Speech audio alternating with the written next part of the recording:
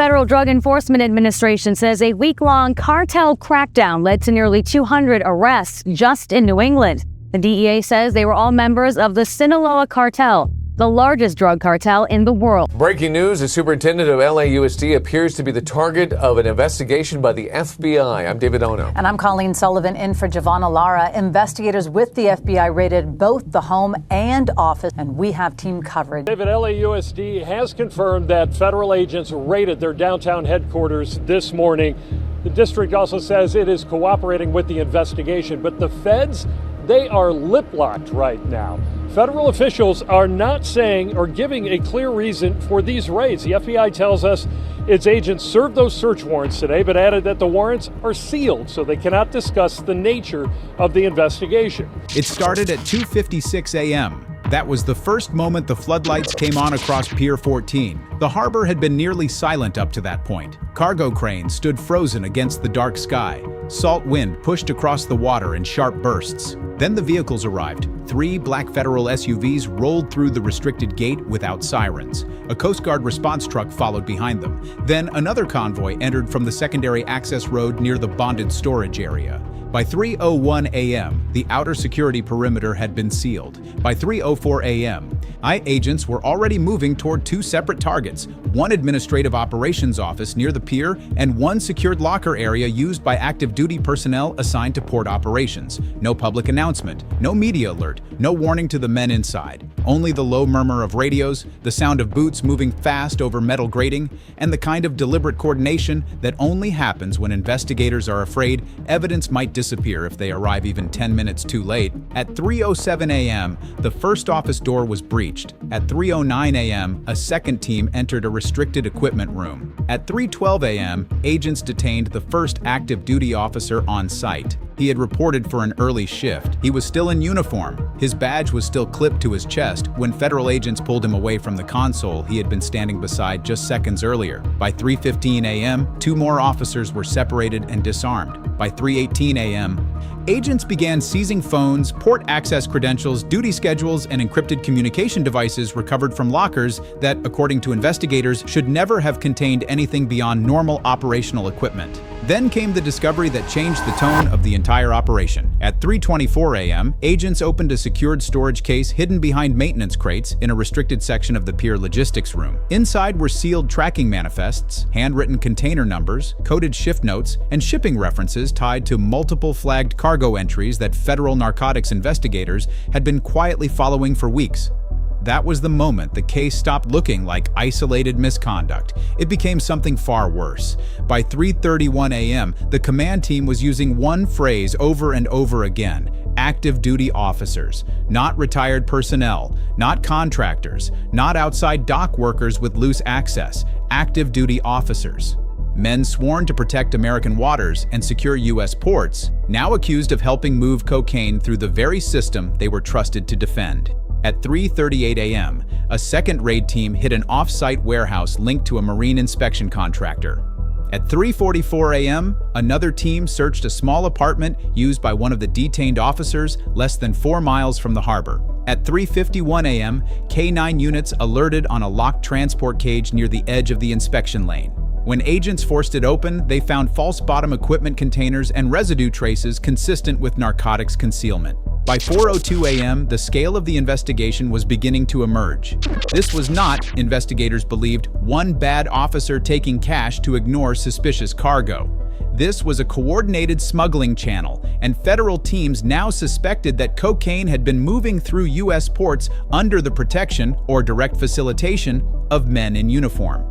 By 4:17 a.m., all outgoing cargo linked to 3 suspicious manifests had been frozen. By 4:26 a.m., port management was ordered not to release any container tied to specific internal clearance codes. By 4:34 a.m., the first internal estimate of the smuggling operation's sophistication was delivered inside a mobile command unit parked near the waterfront. The traffickers had not been slipping past security, they had been using security. By 4:48 a.m., more officers were being called in for emergency questioning.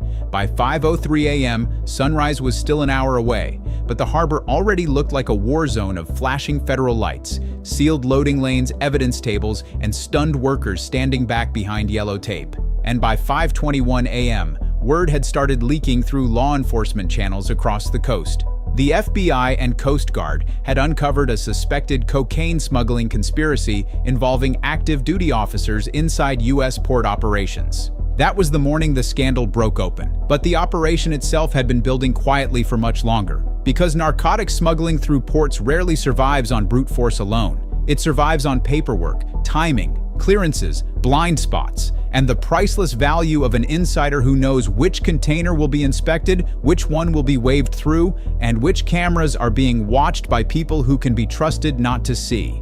According to investigators, suspicion first grew when several cocaine seizures in separate jurisdictions began showing structural similarities that should not have overlapped. Different cargo categories, different shipping routes, different declared origin chains. Yet the concealment methods kept rhyming. False industrial casings, modified refrigeration compartments, cargo layered inside legitimate marine supply consignments, seal irregularities that did not show obvious tampering until containers were opened under forensic review. At first, it looked like a sophisticated trafficking network exploiting weaknesses in maritime cargo oversight.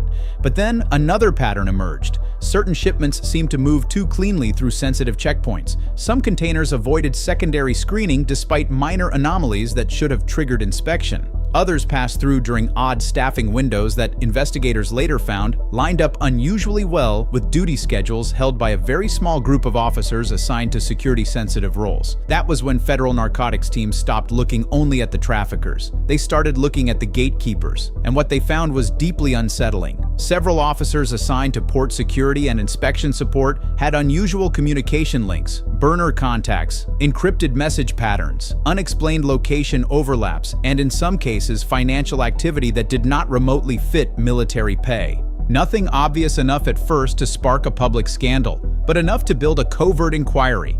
Cash deposits broken into smaller amounts, payments routed through relatives, vehicle purchases out of sync with salary, travel that did not match declared leave plans. One officer had a storage unit paid for in cash. Another appeared connected to a marine services intermediary with no clear business reason for frequent contact. A third had repeated access logs during cargo windows he was never officially assigned to supervise. Each detail by itself could be explained away. Together, they looked like compromise. The deeper investigators went, the more disturbing the picture became.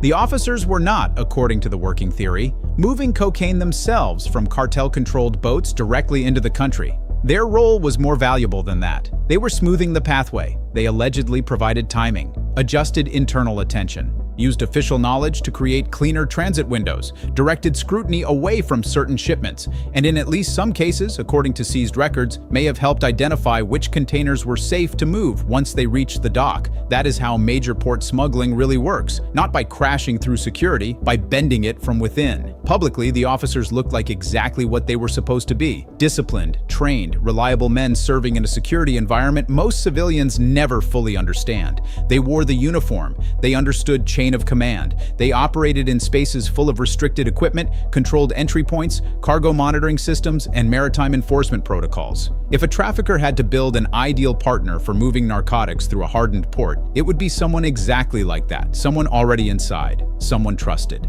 Someone who could make a dangerous shipment look routine simply by knowing where attention would be and where it would not. Investigators began reconstructing the network through three parallel tracks: cargo data, communication data, and money. Cargo data showed repeated movement patterns involving high-risk concealment cargo that kept touching the same ports or inspection relationships. Communication data suggested covert coordination, often indirect, between people in maritime logistics and individuals tied to narcotics trafficking networks. Money filled in the motive. It was not enormous at first glance. That was the clever part. Large, unexplained riches would have triggered alarms earlier. Instead, the payments appeared incremental, spread out, layered through side businesses. Consulting payments, marine repair invoices, family accounts, and cash-heavy transfers designed to look almost forgettable. But corruption does not need giant piles of visible money to destroy a system. It only needs enough to make betrayal worth the risk. And according to investigators, that is exactly what had happened. One of the key breaks came from a shipment that should have failed cleanly, but didn't. Analysts tracing a seized cocaine load discovered the container had passed a checkpoint where minor documentation inconsistencies were noted, yet no meaningful inspection occurred. That alone might have been dismissed as human error. But the same shipment path also intersected with an officer whose duty access logs, phone location data, and off-duty contacts now looked highly suspicious. Once that officer's circle was examined, other names began surfacing. Then came the internal records, duty rosters, private notes, unofficial shift swaps, container numbers copied down outside normal reporting channels, port lane references written in shorthand. Enough to suggest that the smugglers were not relying on luck. They were relying on information from inside the security architecture. That revelation transformed the case, because cocaine moving through a U.S. port is one problem. Cocaine moving through a U.S. port with help from active duty officers is another level entirely. That is no longer just narcotics trafficking. It is institutional compromise, and compromise at a port does not remain limited to one drug load for long. Once traffickers know they have reliable access inside a protected system, the temptation grows. More shipments, higher value cargo, riskier concealment, bolder scheduling, wider networks. Eventually, the port itself begins to change. Workers start sensing certain containers are untouchable. Honest personnel learn which questions create tension. Small favors become normal. Silence becomes survival. That was the silent rot investigators now believed they were looking at. A culture of selective blindness built around a few strategically placed insiders, and as the raids unfolded, more evidence pointed in the same direction. At the off-site apartment searched before dawn, agents reportedly recovered luxury watches, cash bundles, handwritten aliases, and a notebook containing coded references that matched shipping lane identifiers. At the warehouse linked to the marine contractor, they found repackaging materials, false compartment hardware, and records connecting legitimate cargo businesses to containers now under federal seizure review. In other words, the officers were not operating in isolation. They were part of a larger pipeline. The question was, how large? By mid-morning, the panic had already spread beyond the pier. Port officials began scrambling to review access records. Supervisors tried to determine whether others had seen warning signs and ignored them. Federal commanders faced the ugly possibility that the public scandal would expand far past the initial arrests.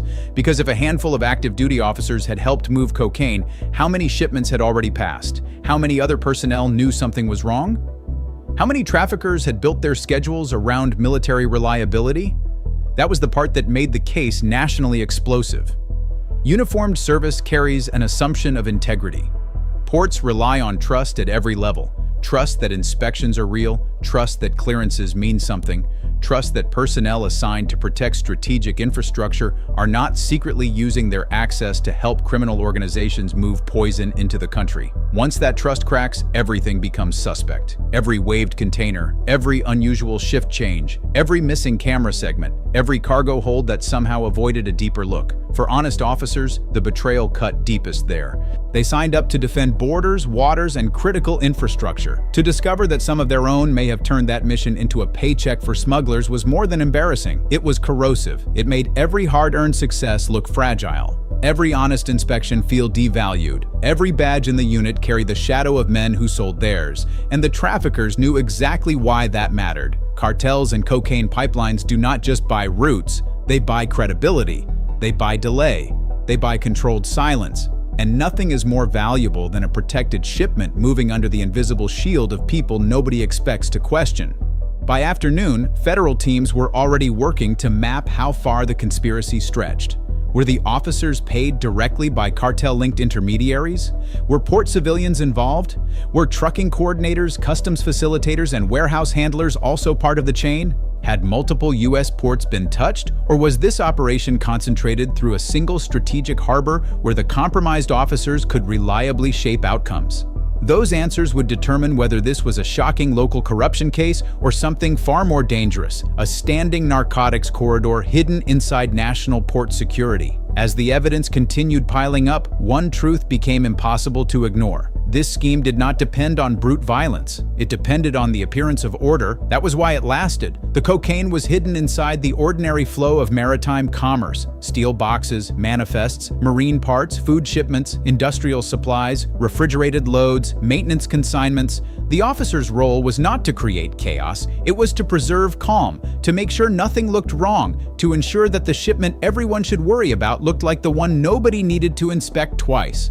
That is what made the betrayal so effective and so dangerous, because systems collapse fastest when the people assigned to guard them start selling the keys. By evening, evidence teams were still cataloging seized electronics, duty logs, and cargo files under bright lights near the waterfront. More search warrants were expected. Additional interviews were underway. Financial investigators were tracing the money outward from the officers to brokers, intermediaries, and possible overseas handlers. The names of the active duty personnel involved were no longer just part of a sealed inquiry. They had become the center of a national security-style scandal, blending narcotics trafficking, port vulnerability, and institutional betrayal. At 2:56 a.m., Pier 14 was just another dark stretch of American harbor before dawn. By 3:24 a.m., hidden records had tied officers in uniform to suspicious cargo movement. By 4:34 a.m., investigators were openly saying the smugglers had used security itself. And by the end of the day, the image of disciplined maritime protection had been shattered by a far darker possibility: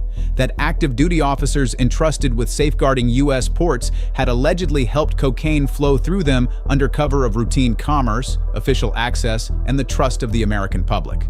The raid was only the first breach. What came next would answer the question hanging over every dock, every manifest, and every container that had passed through those gates before sunrise: how many shipments got through because the guards were already bought?